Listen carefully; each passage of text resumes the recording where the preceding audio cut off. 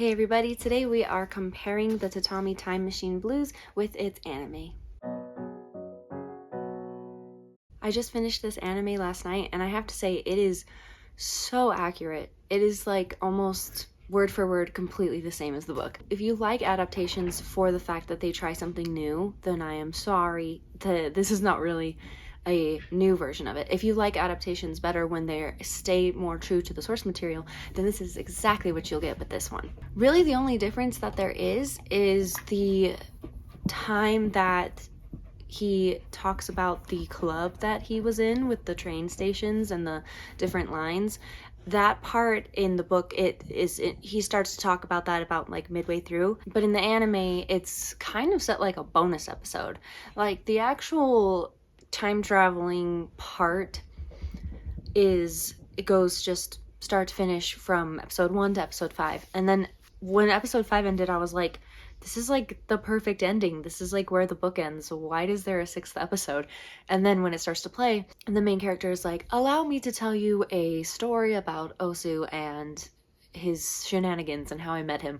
And then it talks about how he's in this club, and then it goes through everything, and then to when he meets Akashi, and then when they start to see each other more often, he basically ends saying, and now you know the rest of the story, and then it like ends that way. If you have not read this book or watched this anime yet, then you should probably do that before you watch this, because I'll probably say some things that you'd rather like find out for yourself, but then again, I'm not gonna really, go into super spoiler mode, so it's really up to you. When I tried to research a little bit about this, I'm pretty sure the person that directed this is different than the one that directed the anime, which makes sense because they're like 12 years apart, but the art style and the art design is like exactly the same. So it seems like it's the same person in at least the style,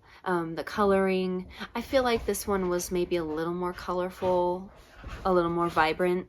The original anime I feel like used a lot more of like pastels versus bright colors.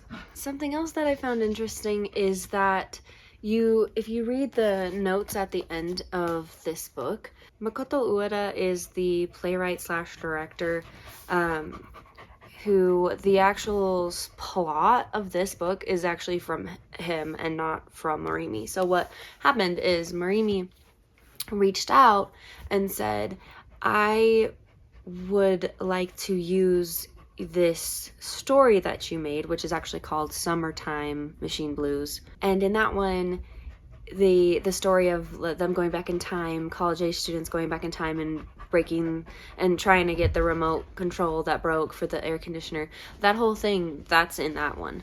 And Morimi really liked it, and he asked if he could write a story based on that, but with the characters from his Tatami galaxy. And so they kind of collaborated in that way, and this came about, and then came about the anime. And so what's really nice is that in the anime as well as in the book, they decide that all this crazy thing that they experienced would be really good as a movie. And so Akashi decides that she'll make a movie on what they experienced, and they'll call it Summertime Machine Blues. And that is what the actual play that this came from is called. So I thought that was really great. There actually is Summertime Machine Blues is actually, you can watch it. It's a movie from I think 2005. Maybe I will go and take a look at it because it's why not? It's just the live action version, of this. So with the different characters, of course, but anyway, I just thought that was interesting. Overall, because of how true to the source material it was, and I think it was short and sweet. Like, again, it was 6 episodes, but really only needed to be 5.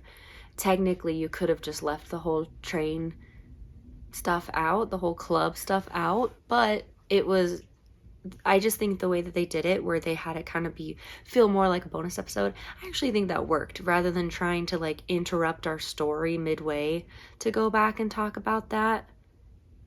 I feel like it would have been out of place to do it in the anime, because you're watching it, and I know shows do that all the time. They just put in a random like episode from the past so that it can kind of like clear up some plot points that have been happening, and I know that can work, but I kind of liked how we start and we go through the whole thing, and then it's like, oh yeah, by the way, this is how I met Ozu. And so I mean, that could have come from at the end or the beginning, but I think if it started out that way as the first episode, people might have been like, well, this is just like the Tatami galaxy, like this isn't any different. But putting it at the end kind of gives you this nice new story, and then, oh yeah, by the way, here's how we met, like a fun little bonus. So anyway, I don't have much else to say that other than I enjoyed it. And whether you read the book first or watch the anime first, in this case, I don't think it matters, because of how similar they are. You're not really going to be, I don't know, I feel like you'll just like them equally, rather than saying, oh, the book's better, like a lot of times happens. Or in rare cases, people might say, you know, though the adaptation's better. But in this situation, I feel like you would just be like, they're both equally great, so it doesn't really matter which one you watch first, or indulge in first. So yeah, if you've seen this or read this, let me know what your thoughts were on it. And thank you so much for watching, and I appreciate you, and I'll see you in the next one. Bye.